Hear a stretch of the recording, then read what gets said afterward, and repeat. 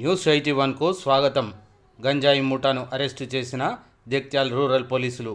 Jagtial rural మండలం కండ్లపల్లి గ్రామ శివారు అలాగే రఘురాములకోట శివారులో గంజాయి అమ్ముతున్నారన్న సమాచారం మేరకు జగిత్యాల రూరల్ సర్కిల్ పోలీసులు వారిని అదుపులోకి తీసుకొని వారి వద్ద నుండి 1211 గ్రాముల నిషేధిత గంజాయి మరియు 2 చరవాణీలను స్వాధీనం చేసుకున్నట్లు జగిత్యాల డివిజనల్ పోలీస్ అధికారి రఘుచందర్ పాత్రికేయుల సమావేశంలో వివరాలు వెల్లడించారు.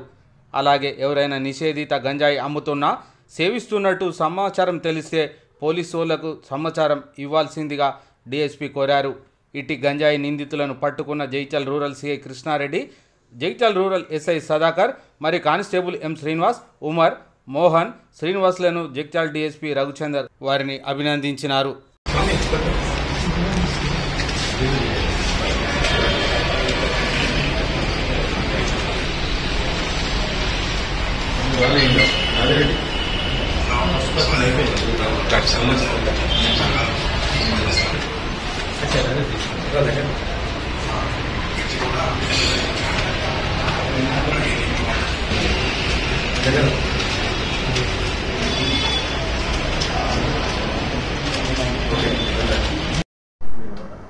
ఇలా 2 కేసులు అయినాయి రూరల్లో.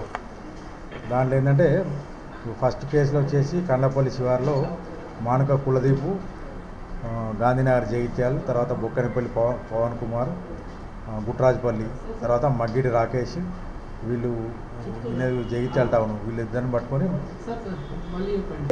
19th రోజు కండ్లపల్లి శివారులో ఒక 3 వ్యక్తులను పట్టుకొని నమ్మదగిన సమాచారం మేరకు పట్టుకొని తనిఖీ చేస్తే వాళ్ళ దగ్గర 130 గ్రాముల నిషేధిత గంజాయి దొరికింది. అందులో మానక కులదీప్ ఒకడు, బొక్కెనపల్లి పవన్ కుమార్, మగ్గిడి రాకేష్. దీని తర్వాత ఇదే రోజు మళ్ళీ ఇదే పోలీస్ స్టేషన్లో మళ్ళీ రఘురాములకోట శివారులో దీంట్లో ఏమైందంటే మళ్ళీ ఇప్పుడు 2 వ్యక్తులు అనుమానాస్పదంగా కోరేపు సాయి వినయ్, ఇద్దరిది అరవింద్ నగర్ జగిత్యాలు, అనుమల్ల అశోక్ కుమార్, మార్కండేయ నగర్ జగిత్యాలు.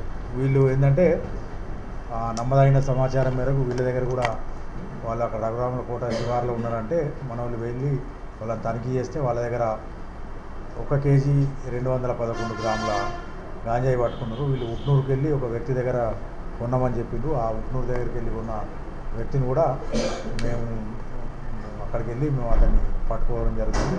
ఇప్పుడు ఈ అరెస్ట్ చేసిన 2 వ్యక్తులను కూడా అదుపులోకి తీసుకొని ఇప్పుడు కోర్టుకు జ్యుడిషియల్ రిమాండ్ తరలిస్తున్నాం. ఈ గాంజా కొన్నా అమ్మినా కూడా ఇది నేరము.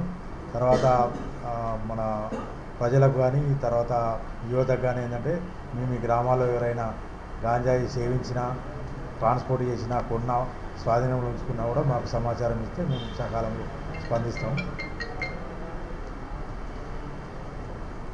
ఇప్పటివరకు ఏం లేదు, వీళ్ళంతా ఫ్రెషర్స్.